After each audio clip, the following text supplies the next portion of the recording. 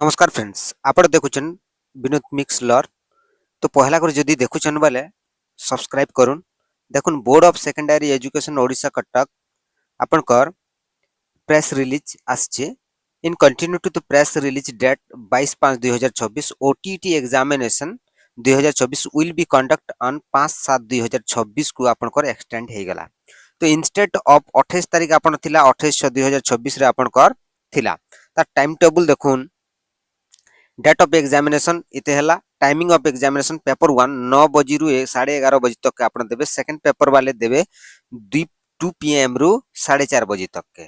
तो candidate who have download the admit card no needs to download. देखुन आपन को कोनोसी प्रकार एडमिट कार्ड आउ डाउनलोड करबा लागि नै पड़े। जिन एडमिट कार्ड आपन माने डाउनलोड करि सारि छन सही एडमिट कार्ड आकारे आपन माने एग्जाम देबा लागि जिवे।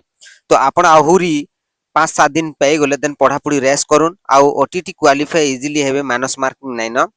तो देखुन math English reasoning Odia all details आपनकर वीडियो इन पड़ी रही छे। तो आपन जाई करी मोस्टली देखी करे जिवे एग्जाम 100% श्योर आपन क्वालिफाई करे जिवे।